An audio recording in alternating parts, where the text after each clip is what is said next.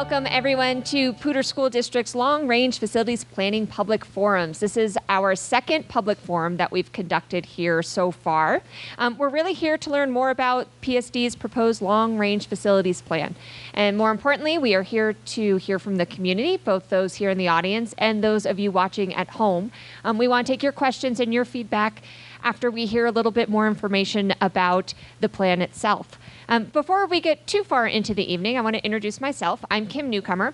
I will be your facilitator today. I'm actually not a PSD employee. I'm a community member, and I'm here with a really simple task. I'm here to keep us on topic and on time, and really to make sure that a variety of voices are heard here in the room, and again, for those watching at home. I'm going to tell you a little bit about the format of tonight, but before I do that, I want to welcome everybody and specifically say hello to our Superintendent of Schools, Dr. Sandra Smizer. And Dr. Smizer, would you like to say anything before we get started today? Just glad to see you here, and I'm very interested to hear what the questions and comments are. Wonderful. Thank you. Well, so how tonight will work, we'll have a quick presentation that is an overview of the plan itself, and then we're going to devote the rest of the time to Q&A and take those questions from the crowd. We're actually asking you a favor this time. We're asking you to write your questions down on an index card for those here in the room. That helps us sort through the questions and make sure that we actually answer everybody's concerns, and really helps us stay organized and stay on track. For those of you watching at home, you can send an email to info@psdschools.org, and your email will be printed out, and we'll make sure to include those questions here this evening as well. Now, yesterday we had a great forum in Wellington, and we had a lot of questions, and we made sure that we told folks about where they could actually find that information online when we were done. So I think Danielle Clark, who's our Executive Director of Communications, is going to tell us a little bit more about that resource. Thanks, Kim. So beginning tomorrow morning, the questions and answers, as well as the video, as well as the PowerPoint, as well as the charts that were taken at last evening's Wellington Forum will be posted online.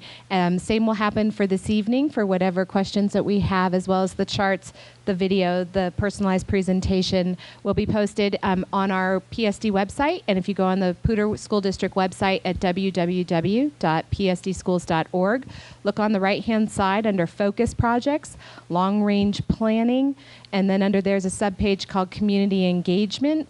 And on there you'll see a table, and you'll see Poudre High School, and it has 4 slots next to it that are blank as of right now, but in 2 days they will be filled. So you're welcome to go there, and we'll be doing that after every forum within 48 hours. Wonderful, thank you. So if we don't get to your question in the actual forum here tonight, we will definitely get to it online. So that's enough of how this evening will work. Let me introduce to you your panel of experts here tonight. These folks will be here to answer your questions about any of the issues included in the long-range planning document. So Brendan Willits. Brendan is a planning manager for PSD. Thank you for being here. Dave Montoya, who was my assistant yesterday with all of those questions. Thank you so much for your assistance yesterday and for your expertise. Dave is the Executive Director of Finance. And of course, we have Todd Lambert, and Todd is the Assistant Superintendent of Elementary Schools. Edie Eccles, Assistant Superintendent of Secondary Schools. Pete Hall, Executive Director of Operations. And of course, we've already met Dr. Smizer here today. So that is enough of me for now. I will turn it over to the panel to talk a little bit more about the plan itself. Okay. Well, I first would like to also introduce, we have several board members who are here, so wave if you're a board member. So, we're also forming up a expanded community committee that will also be attending. We have a couple people who are planning to join that committee, and so they're going to be helping us sort through all of the input that we hear in all of the different places across the district. So we have people here who are here also with staff to listen to what you have to say. So I want to start with just a quick video that hopefully shows you our philosophy that we have about the facilities in our district. Poudre School District, leading the state and nation with a tradition of excellence. And now, we're actively planning for the future. So what does that look like? Students learning in first-class facilities. Through building improvements and new construction, our students gain opportunities to pursue their passions. With thriving partnerships, we find strength to a community. As we grow and change, community support is essential to student success. we strive for excellence every day. With a solid foundation rooted in tradition and community, we're laying the groundwork for continued success. Poudre School District, building our future together. So this is how we're planning to make sure that our facilities are up to date and adequate for the size of our district and the types of programs that we're trying to offer. The Comprehensive Facilities Master Plan is updated approximately every 7 to 10 years. So we use census data, we use birth rates, we use demographic projections, some of which is done by hiring consultants to help us. And then we also have our current student populations that obviously we track by neighborhood and by school enrollment so that we know how many children are in each grade level and which parts of the city so that we can project future grade levels. That gives us two different sets of numbers. And so what you need to understand is the number projections that we're using are usually somewhere between those two numbers, and they are an educated guess. If you think about it, the children who will start kindergarten 5 years from now have not been born yet. So it is a bit of a guessing game, but we use all of the numbers and thinking that we have available to us to make the best guess we possibly can. The last Facilities Master Plan occurred in 2007, so it's time to do it again. And mostly, I think everyone knows we're experiencing growth. We're experiencing growth in our communities and in our schools, and we have most of the growth in two regions of the school district, on the northeast side and on the southeast side. So we have a planning group of experts that started working in July of 2014. They consisted of staff members, planners, construction people, and planning experts, as well as people from the city of Fort Collins and Larimer County, and construction and architecture firms. And then we also hired a demographic company, Strategic Resources West, that helped us as well with the numbers. So we have planned for a year of community engagement with the final plan to be taken to the school board in March of 2016. So this is one of many, many times where we're bringing this preliminary plan out to the community to hear what you think. So if you look at our current needs, they basically fall into two categories. One is to take care of our aging buildings and bring our older buildings up to the expectation that we have for all buildings, as well as to take care of the growth that you're seeing in the district. If you look at the Larimer County population forecast, this is one that was done by Strategic West for us. You can see huge population growth anticipated in the county. The Poudre School District does not have the same boundaries as the county. We are, you'll have to look on the maps and see where the boundaries are, but you can see that when this growth is happening in the county, it's happening in our district as well. Also, if you look at our enrollment projections currently, these are the numbers that we were looking at just one school year ago, 2015, from 28,500 students to 2019, 30,500 students. And it's interesting to note that last October, we beat that 2015 number already by 500 students. So the growth is happening, and it's happening quickly. So as we put together the plan, we look at all of the improvements that are needed to existing schools, the new schools that are needed and where.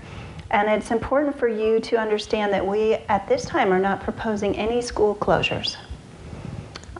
In the past, that has been part of the conversation. In this update to the plan, we're not proposing any.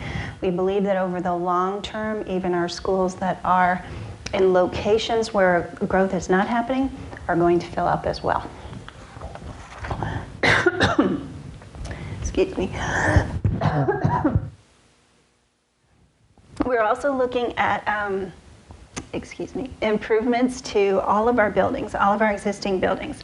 So all of the principals have been leading conversations in their buildings with their parent and community leadership teams and staff teams to say, what would you like to see in your building?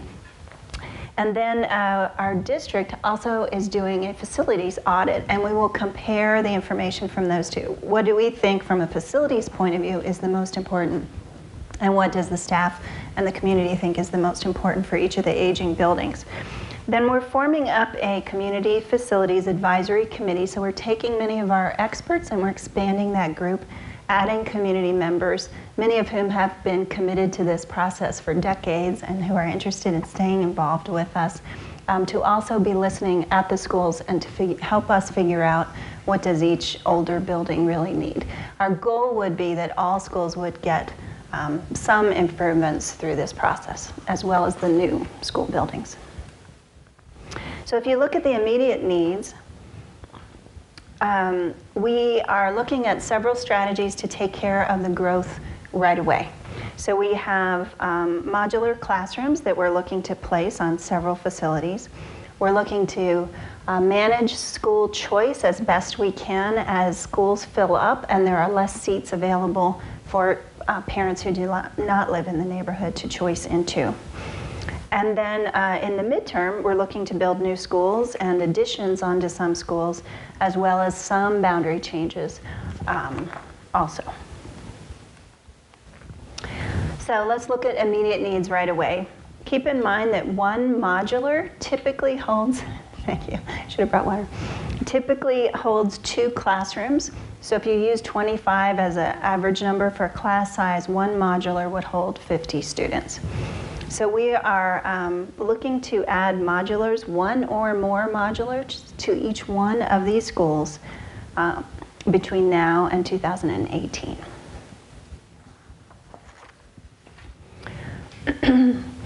Then many of the schools that are listed above are already experiencing or will be shortly experiencing limited seats for choice. We're not changing our choice policy. As a matter of fact, our policy is based on state law, that parents have the right to choose where their children will go. But also, neighborhood students within the boundary of a school have the first right to the seats in that building. And so as buildings are filling up with just neighborhood seats, there are less seats available for people to choice into. We're also looking at moving some programs out of buildings. For example, if we have a district program in a building and it's using a couple rooms, we're looking at other places in the district. Can we move that program somewhere else so that the school itself has the maximum use of that building?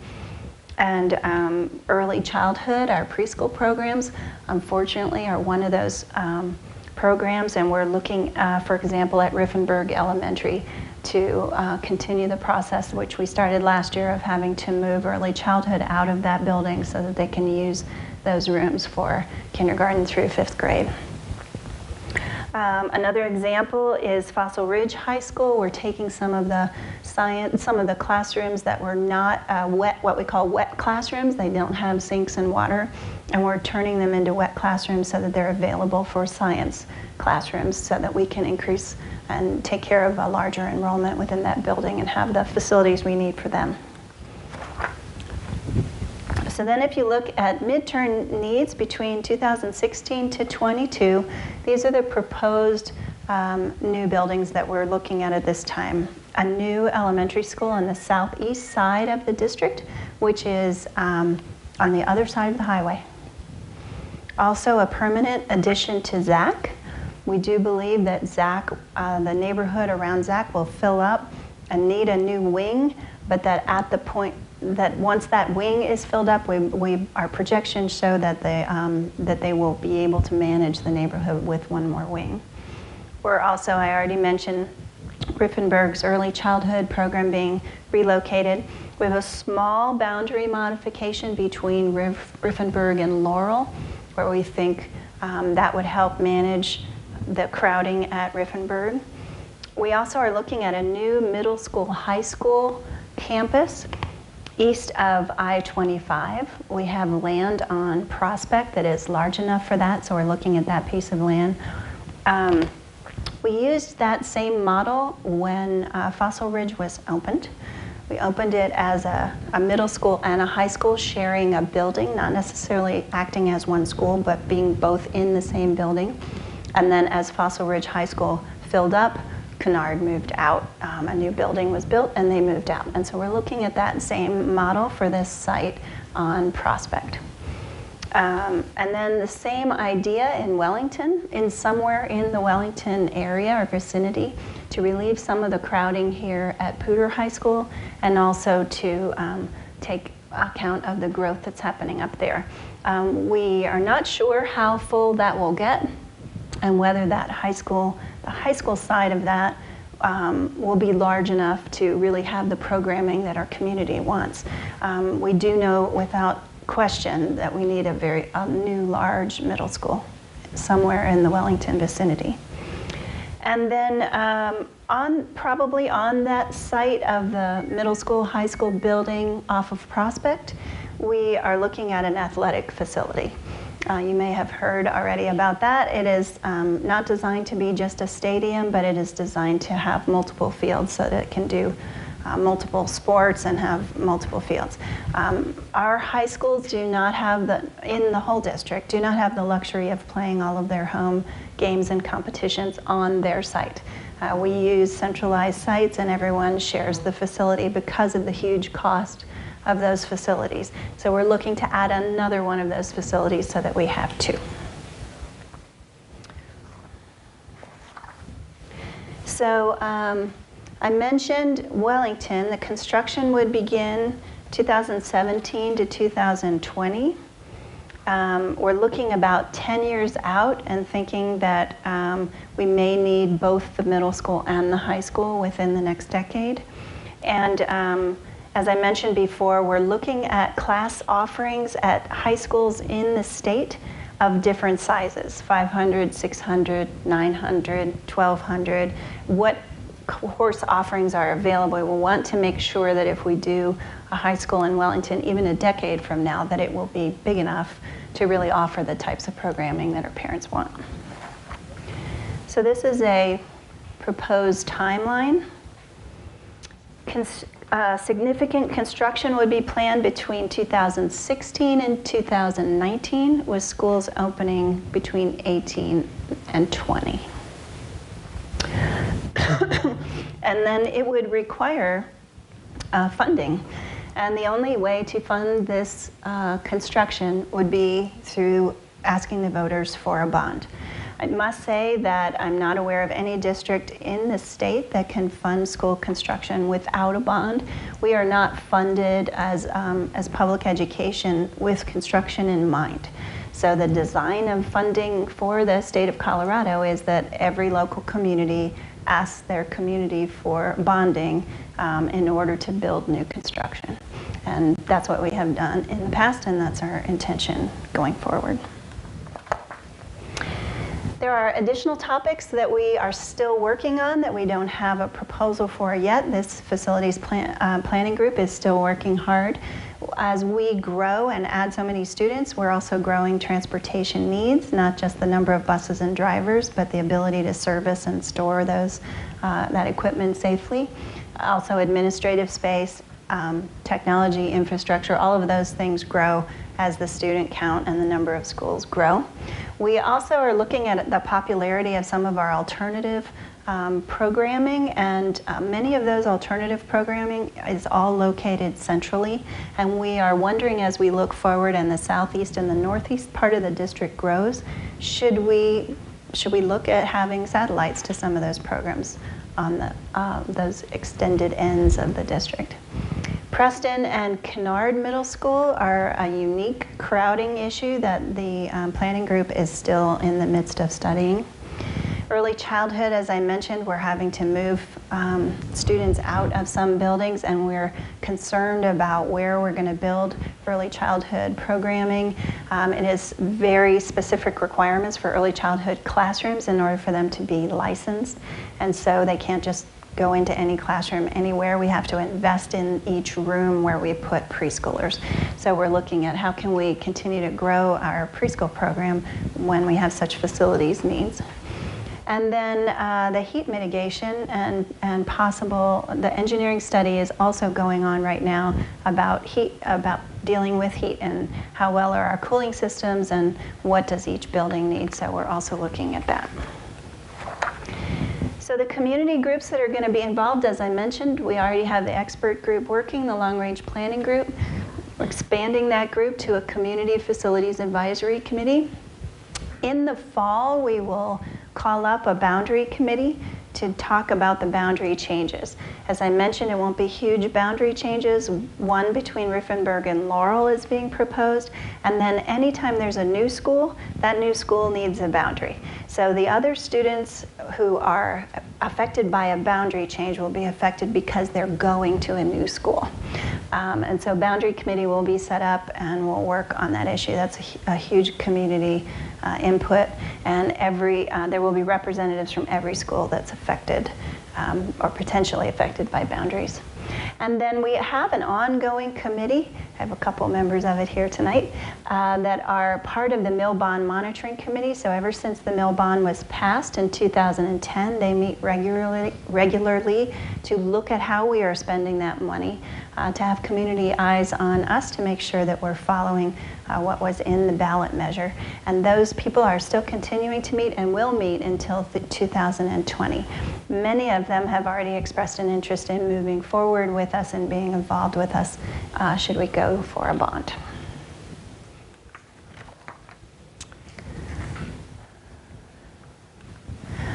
So that is my presentation. We'll have everyone come sit back up here and we are ready to take questions. I'm going to put the timeline back up here for you so you can keep that in mind. Wonderful. Okay, so thank you. Again, I want to encourage folks here in the audience to write down their questions, and it sounds like we need some cards handed out, so if I could ask someone to do that on our behalf. We'll be passing around index cards. Please, again, write down your questions, pass them forward. We'll make sure to address the committee and get those answered. For those of you watching at home, and I know some of you already sent in some questions, but as a reminder, if you send an email to info@psdschools.org, we'll get those questions into the queue as well. So let's start with this idea of a new middle school, high school. A lot of questions about that last night and a lot of questions already here this evening. So the first one is simply, what happens here? What happens at Poudre High School if the Wellington Middle School High School is built? I'll go ahead and take that. I'm Edie Eccles, Assistant Superintendent for Secondary Schools. Schools are designed to serve the students who live in the neighborhood or the boundary around them. And so what we're looking at, as Dr. Smyser just talked about, is to consider where are the students who are currently living in the boundary served by Poudre High School, and where do we see the growth coming in our elementary schools? Because really, I think the thing that we want to point out is that students who are in elementary school will be the ones impacted by that. So we look at where is the growth in our elementary school, and then the boundary committee will create a new boundary for if we build a middle school, high school in the Wellington area, they'll create a new boundary. Poudre High School is currently serving more students than it was originally designed to serve. We have, I believe, 9 modulars? Classrooms. 9 classrooms, so about four modulars on the property adjoining the actual physical building. So what we're looking to do is relieve the overcrowding here at Poudre High School through that construction. And so we would see Poudre High School return to the enrollment size that it was originally built to serve. A question that we received here tonight and also talked a little bit about yesterday, what are the challenges of a small high school? We talked about how maybe the high school experience of, say, a Wellington might be different from what people are used to here at Poudre. What are those differences, and what can the community expect? That's one of the things that we're actually continuing to research. We know that in order to provide a full range of academic offerings, whether it's multiple world languages or multiple courses in mathematics, science, art, music, PE, robotics, computers. There needs to be a number of students to take the classes. And so right now the enrollment projections for the Wellington area are showing that we probably would not have 2,000 students to fill up a fifth or a sixth high school. Right now the enrollment projections are showing that we could have 6, 7, 8, maybe 900 students. And so what we've been doing is looking at other Colorado high schools that have enrollments like that, and we're literally talking to the high school principal. We're looking at their websites, we're reading what courses are offered. And then I've actually made phone calls to high school principals to say, okay, here's what I've read, talk to me about this. So in the smaller high schools in Colorado, maybe 300, 400, 500 students, there are some courses that are only offered on alternating years. For example, chemistry would be offered 1 year, and then the alternating year physics would be offered. So there may only be one world language, one foreign language that's offered, and in many instances, not even the full range of sports that are sanctioned by the Colorado High School Athletics Association. One high school principal that I talked to, when I asked about, I didn't see cheerleading listed on the website, and he said, Edie, we didn't have anybody who wanted to do it. And I think that was a smaller high school of about 400 students, about 100 students per grade. And he said to me, the students have to make a choice. Do they, they're students first, and then they're athletes second. And at this point, we just didn't have enough students who wanted to be cheerleaders for our sports teams. Right.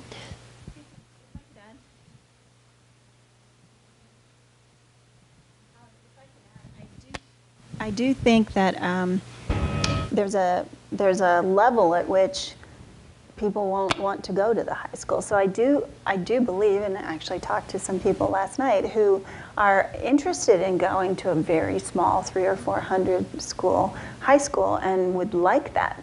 So from a district perspective, we have to look at the cost of that per student. Does that make sense for us as a district to purposefully have a high school that small? So that's one question. And then the other is how many seats are available in other high schools. And my concern is that if it doesn't have a certain amount of coursework and activities enough to really attract families, then they're just going to choice into the empty seats in other schools, and then that school will continue to get smaller and smaller and offer less and less. So we need to get to the point where we think it's big enough to be viable, to be financially responsible, and also to offer great things for kids. Great.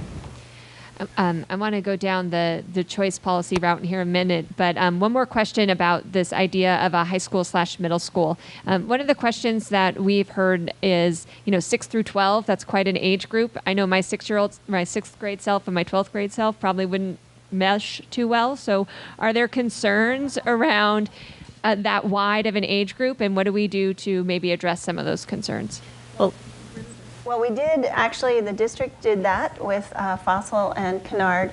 They operated as two completely different schools sharing a building. So they each had a principal, they had their own, they were just a separate school sharing a building, so I'm sure they scheduled who got to use the cafeteria when and who got to use the gym when, those types of things. So that is the plan at this point. It is not to actually create a 6-12 school, but to have two schools sharing a building until one school gets big enough and the other one has an alternative built.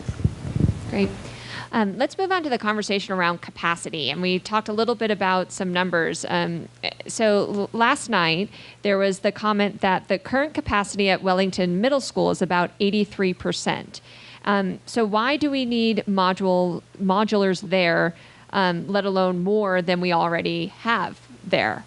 So at what capacity do we start looking at modulars at sites? Yeah, that's a great question. Folks want to know when do we push. Keep in mind that we look at what we call a utilization number. So each of our buildings has a capacity. And let's say that a building's capacity for reference is 500 students. Then we look at the actual number of students enrolled, and that whatever percentage that is against 500, that's what we call our utilization number. And so what we're really talking about is a utilization number more than a capacity number. It's the number of kids that are in a building compared to the capacity. And like you mentioned, Wellington at 83 or where that was, so that's the percentage of the total population that they have in there that they can hold. What we do for the question then that you asked about modulars, we think an optimum number is somewhere, it's different at each place, and it depends, and it can fluctuate year to year. But we like to keep that, our favorite would be somewhere in the low 90s, high 80s, because what we want to do is we recognize that students come into buildings as the school year goes on, and we want to have room for them to move in, because keep in mind that a school's first commitment is to its neighborhood boundary. So when we look at a number, and Pete and I do this work together, we look at the number, and when it starts to creep up and that utilization number gets into the mid to high 90s, we start to consider what are the patterns, and then we make a decision. If that pattern is escalating and that number is going to reach capacity, then we want to start getting a modular there at that point. And examples are Zach has 3 of them outside, so that's 6 classrooms. Bethke added one last year and another one this year. And then as Dr. Smyser showed in her presentation, Riffenberg would be next in line. Those are all buildings whose utilization numbers are creeping up into the mid and upper 90s. Yes. I think that one of the other interesting parts as principals are trying to manage this situation is that it is our intention that once a student choices into a building, that we want them to be able to finish at that building. We don't want to yank kids out of school after they've been there for a couple years and say there's no room for you anymore. Our intention is to let them finish. So in some of our schools where all of the neighborhood grade levels are getting bigger and bigger and bigger, we still may have choice students in that building where we're not taking any new ones, but we're letting them finish. So sometimes we use modulars for a few years as well when that type of situation happens. We keep tossing around the word modulars, and for maybe those of us who have not seen Zach or have not seen what that facility looks like, it doesn't have the best connotation perhaps with it. So are those facilities adequate enough? And how do we make sure that adding just a big modular still creates a good learning environment?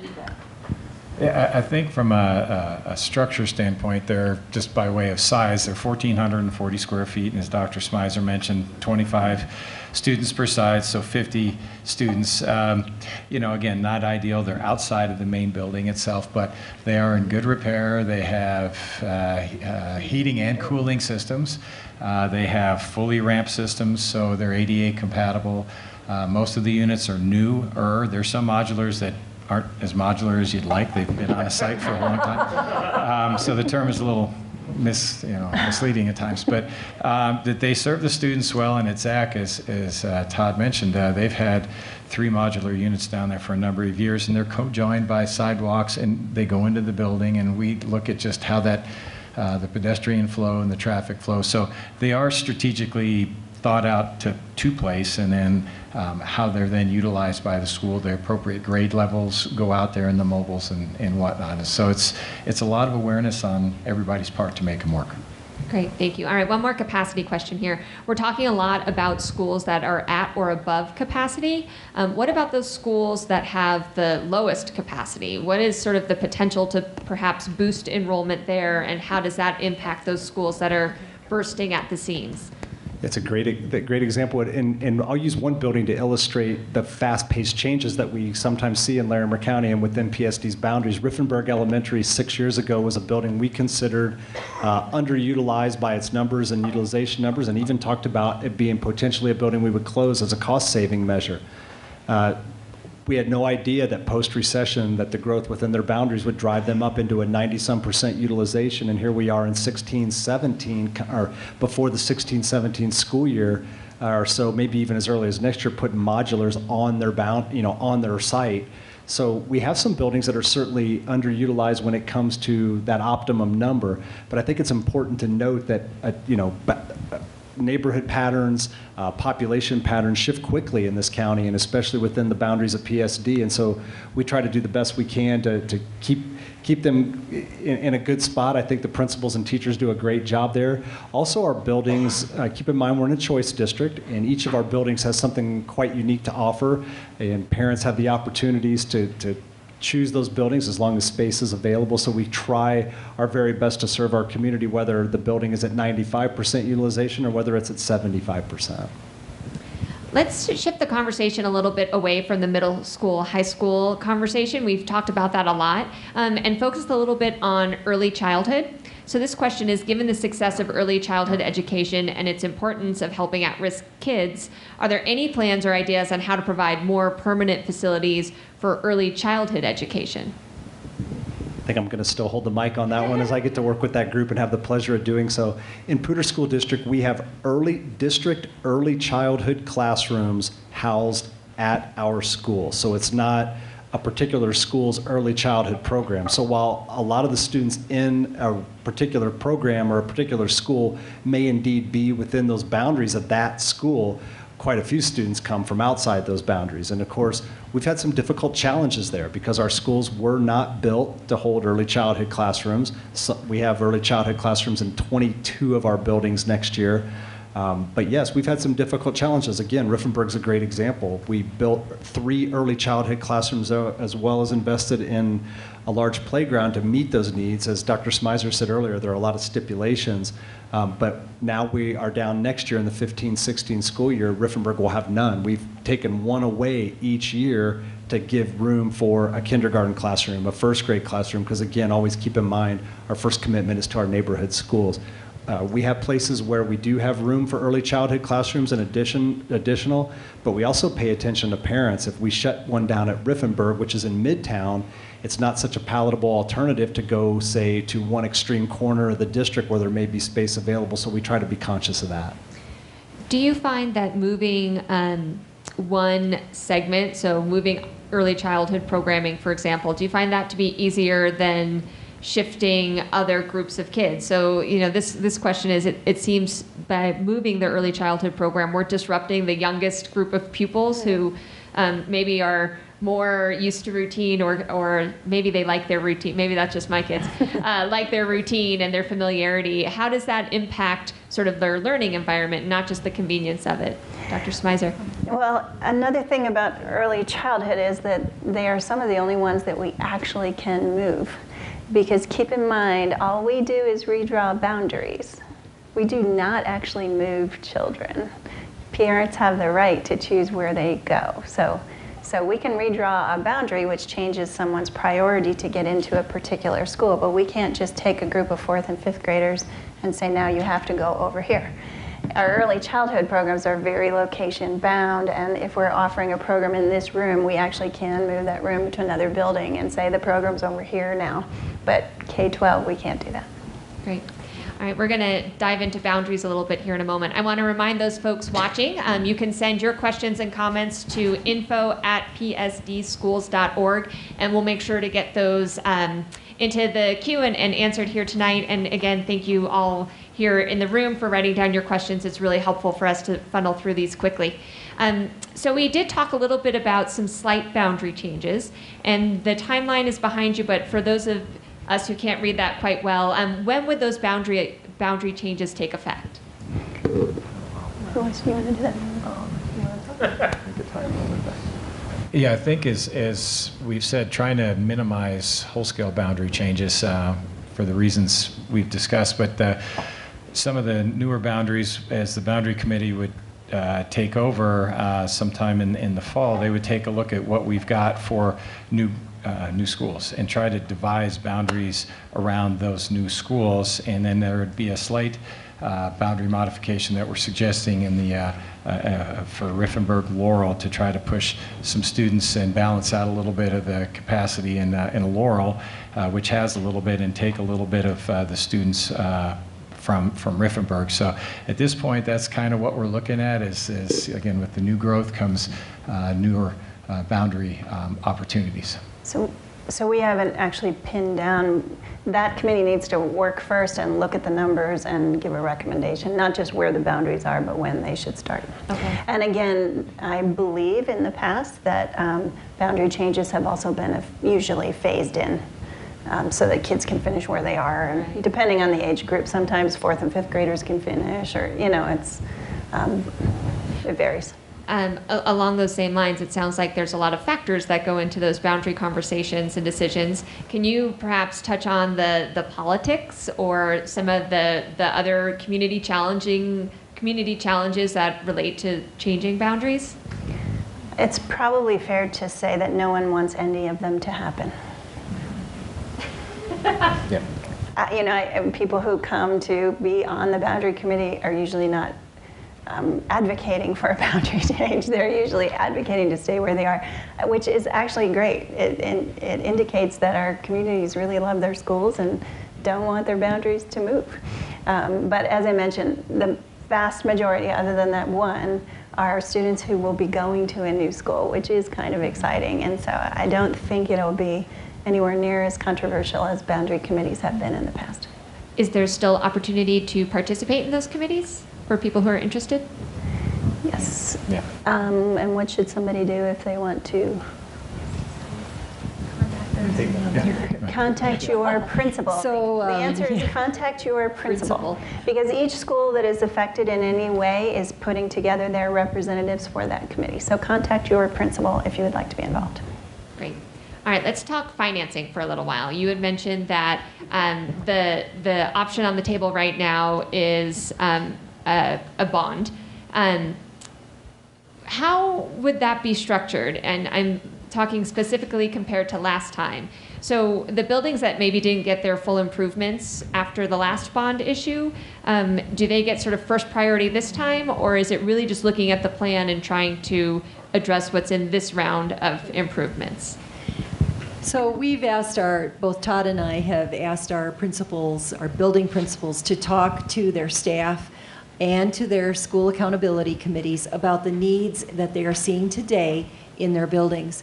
And we've been very explicit to say, if you had a list from the 2010 bond that had items that weren't addressed, don't assume that those items are automatically rolling up to the top. We want you to review again, given the needs of the students who are in your building today and how you're delivering the educational program.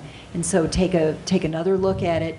Then the facilities department is also doing an audit of each facility and then getting together, gleaning all of that information to come up with a list of priorities for each of our existing sites. Great. I also have to say that the cost of the bond is a huge, important decision. How much to ask the community for and what are the priorities. So I can say with confidence that everything that's on everyone's wish list will not be included simply because the number would be astronomical. So we have to also decide what will the community support given the need for new construction on the one hand and our aging buildings on the other. How much can we ask the community for? And that's a large part of why the committees that are going to be making those decisions and recommendations to the board include so many community members to give us a sense for what do we think the community will support. That leads nicely into this next question. We talk a lot about bonds and mills and taxes, and I think it gets all a little bit confusing. Can you sort of break down how much PSD currently gets, and then looking at if indeed a bond did pass, how does that impact property taxes moving forward? Sure. So let me try to hit that the best I can, and tell me if I don't. So currently, right now, there's basically three different avenues of funding for a school district. The first one is what we call state formula, and that's defined by state statute, determined down in Denver, the capital. That's what funds the majority of the district, and that's the piece that Dr. Smyser had mentioned does not include any kind of capital funding. The state formula does not anticipate doing that. It's something local decision. So that's the main source of our revenue. The other piece is mill levy overrides, of which are where we actually go out to the voters and say, can we ask for additional tax and provide additional operating money to the district. That's another source of revenue. We have 4 mill levy overrides that we've passed, one in '88, one in '96, one in 2000, and the most recent for $16 million, 2010. That's another source, but again, those funds are typically reserved for operating costs.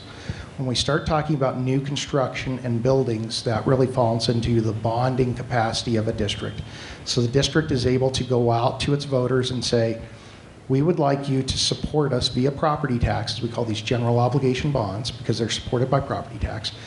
And the community agrees via a ballot to either pay the principal and interest on those bonds So it's just like a mortgage at your home. The community's agreeing to pay via property tax for that component, and then we would go out and issue bonds, which brings cash to the district for us to do the construction.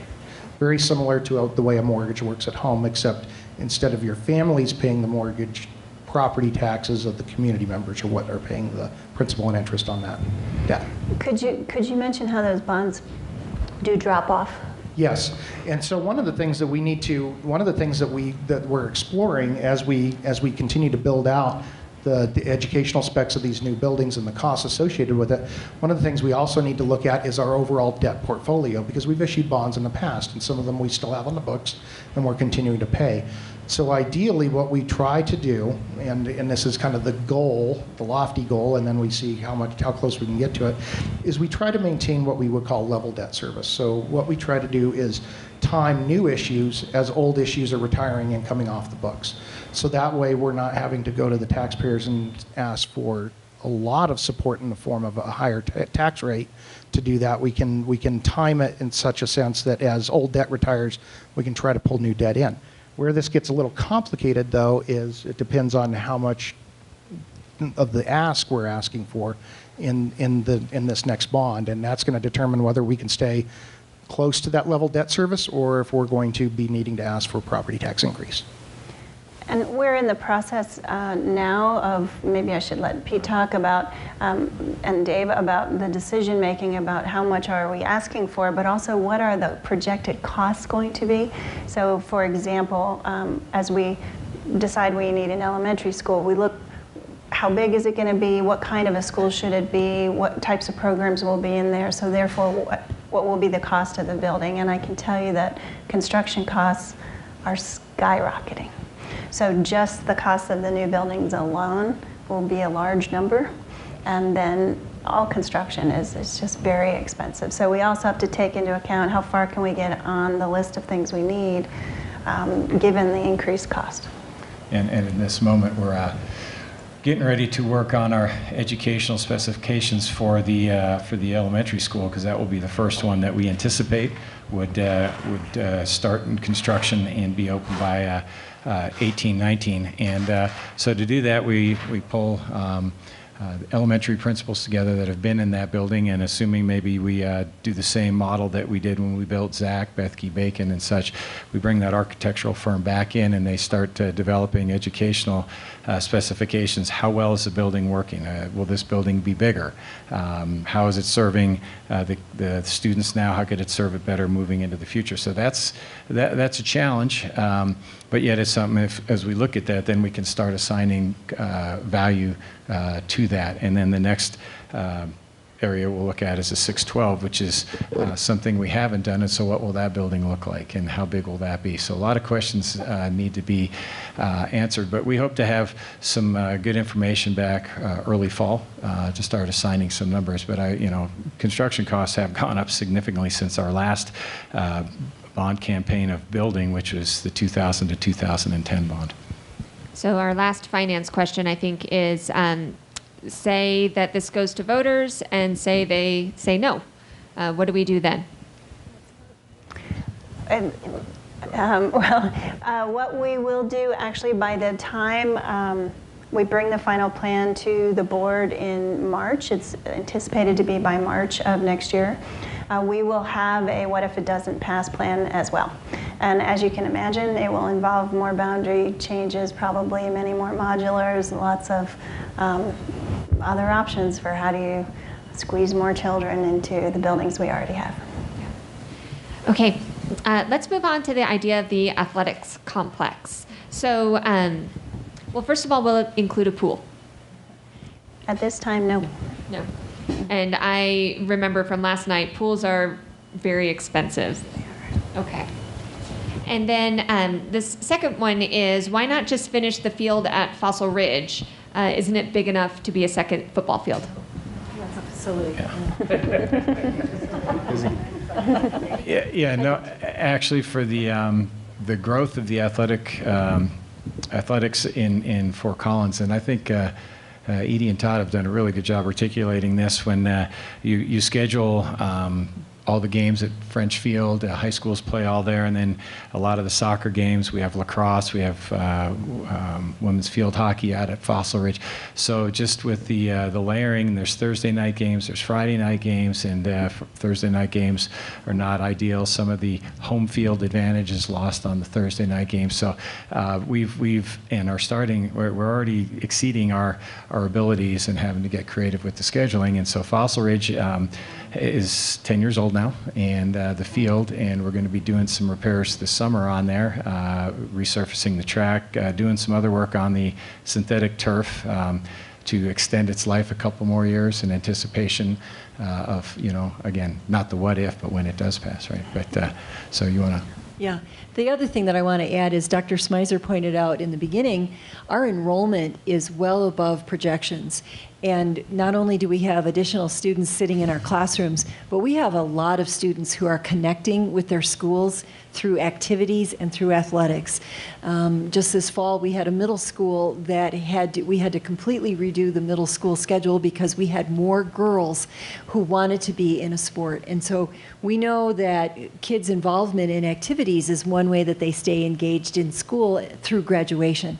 So we have a tremendous interest. We have students who are traveling to a neighboring school district to play ice hockey, and in 2 years, PSD will be not only adding men's ice hockey, but they'll be adding women's lacrosse. So in 2 years, we will have every sport sanctioned by CHASA except skiing. So as our population and enrollment grows, so do our student participation. So we simply cannot, there simply isn't the space at Fossil Ridge to create an athletics complex with all the fields that we need. So you're saying the new athletic field won't have a ski hill? So no, it will not. So will this... Nor an ice hockey rink. Maybe I should just say All that right. too. Will this athletic facility be open to the public? Yeah, we have a district policy called KF, which is community use of facilities. And once a facility is established, yes, there's a way that the public can schedule rent and use that facility as long as it doesn't interfere with our primary mission of K-12 education and all the athletics that go along with that. Great. We have just about 5 minutes, and I want to make sure I get to these questions. It's going back to talking about some of our existing schools, and just want to touch on some of these. So we talked a little bit about how do we maybe bolster those schools that have free seats. Are there options for neighborhood students who choice out of those schools? So folks who perhaps are living in the boundary of a school that's not at capacity and perhaps not as quote unquote popular. Are there specific options or specific maybe even incentives to get them to consider their neighborhood school, or how do we address that issue? We're seeing an increase in enrollment in almost all of our schools. I'm thinking of one particular school.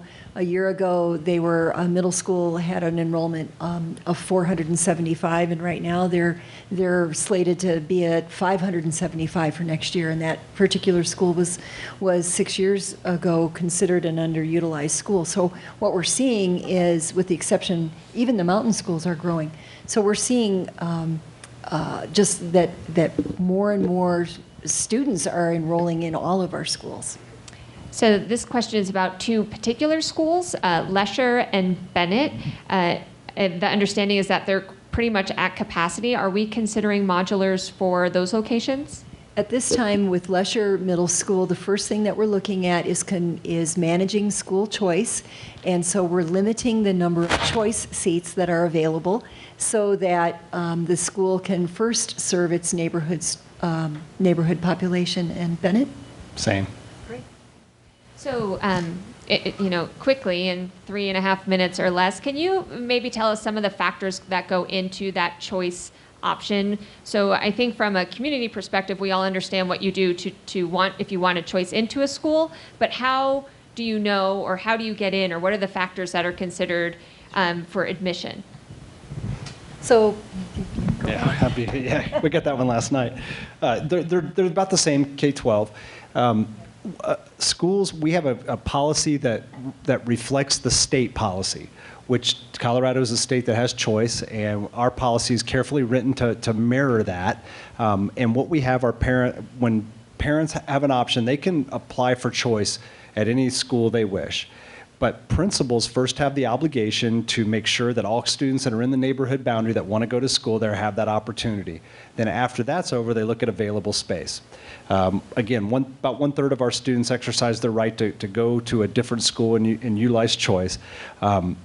Then what the principals will do is they'll look at each grade level and see where their numbers are, and they have a policy that goes down from numbers 1, which are our neighborhood kids, all the way down to 8. And what we ask them to do, and each of those are a different strata, so it may be neighborhood kids, students not in the neighborhood but are currently enrolled, and I don't have the policy right in front of me to go down, but it goes all the way down to students living outside the district. And the principal will have to make the decision how much space is available, and they will follow those numbers in order.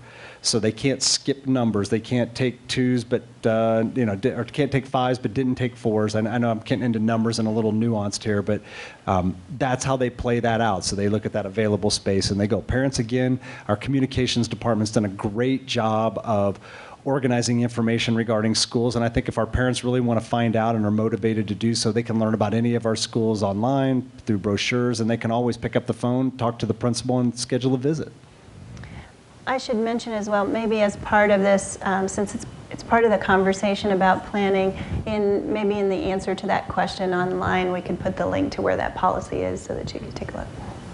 That'd be great. Thank you. So I think that would be our final question. So well, I will say this first. So if you did not get your question answered here tonight, both those folks here in the audience as well as those watching at home, please go ahead and write down your questions. We will be collecting all of those questions and putting both the questions and the answers online. And earlier Danielle explained to you where those will be housed. If you go to psdschools.org and you look on that right-hand side, there is a link to, and I'm going to mess it up, but I think it's facilities planning or long-range facilities planning, and that will sort of guide you to the documents here tonight. So again, you can always send those emails to info@psdschools.org, and please do check the website if you want to go through the questions and answers again. Before we leave, maybe just one quick question about, for those really interested in this process who want to stay engaged, who want to perhaps either sit on a committee or continue the conversation, what's the best way for them to express that interest? I would say the same email. Just Okay. send us an email. We're watching that email constantly. So. Wonderful. So again, that is info@psdschools.org. Before we wrap up, Dr. Smizer, is there anything you'd like to say in closing? Just thanks to the community that's here, that's interested, and tell us what you think. Wonderful. Well, that is it. It is 6:30 on the nose. Thank you all for being here this evening, and thank you all for watching. We really do appreciate it. Again, psdschools.org if you're looking for more information and follow-up. Thanks for being here tonight.